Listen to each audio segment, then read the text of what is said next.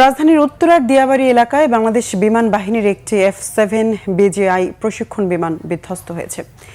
এই ঘটনায় এখনো পর্যন্ত অন্তত 20 জনের মৃত্যুর খবর নিশ্চিত করেছে ফায়ার সার্ভিস। আহত হয়েছেন 100 জনেরও বেশি। উত্তরায় মাইলস্টোন স্কুলের ভবনে বিমান বিধ্বস্তের ঘটনা ঘটে। লাইফ সাপোর্টে থাকা বিমানটির পাইলট ফ্লাইট লেফটেন্যান্ট তৌকির ইসলাম সাগর কিছুক্ষণ আগে মারা গেছেন। এই ঘটনায় আগামীকাল একদিনের রাষ্ট্রীয় শোক ঘোষণা করা হয়েছে। শোক জানিয়েছেন প্রধান উপদেষ্টা ডক্টর মোহাম্মদ ইউনূস। বিস্তারিত তাইমুর রশিদের রিপোর্টে।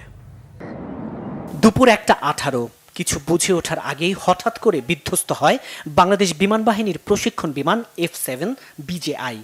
আগুন ধরে যায় উত্তরার মাইলস্টোন স্কুল অ্যান্ড কলেজের ক্যান্টিন ভবনে। দাউ দাউ আগুনে ছড়িয়ে পড়ে আতঙ্ক।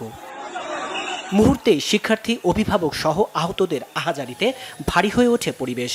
উদ্ধার তৎপরতা শুরু করে সশস্ত্র বাহিনী ও ফায়ার সার্ভিস। অ্যাম্বুলেন্সের সাইরেন আর দগ্ধদের চিৎকারে চাপা পড়ে যায় সবকিছু।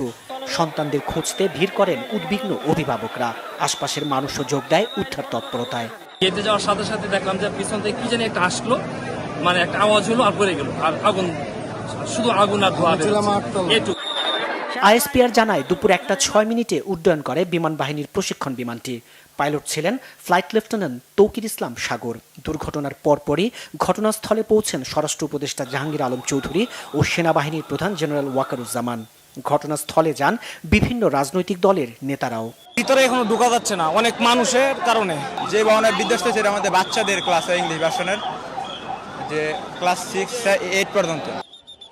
আহতদের বিমান বাহিনীর হেলিকপ্টারে করে সম্মিলিত সামরিক হাসপাতাল CMH-এ নেওয়া হয়, পাঠানো হয় আশপাশের হাসপাতালগুলোতে।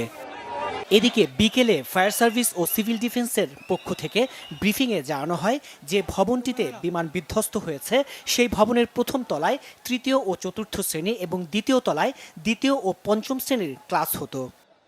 ক্র্যাশ ল্যান্ডিং যখন হয় তখন স্কুল ছুটি হয়ে গিয়েছিল, এবং ওই সময় যে জায়গায় টিচার্স রুমের সাথে যে ল্যান্ডিংটা হয় আপনারা সরন্ত আঘাত করে ওই জায়গায় বাচ্চা কাচ্চারা জড়ো হয়েছিল এবং তাদের সাথে হয়তো কিছু অভিভাবকও ছিল। আমাদের উদ্ধার কাজ চলমান আছে এবং আশা করছি এটা খুব শীঘ্রই শেষ হয়ে যাবে, হলে আমরা টোটাল ক্ষয়ক্ষতির ফিগারটা আপনাদেরকে বলতে পারবো। বিমান বিধ্বস্তের ঘটনায় মঙ্গলবার একদিনের রাষ্ট্রীয় শোক ঘোষণা করা হয়েছে। তাইমুর রশিদ, বাংলা ভিশন, ঢাকা।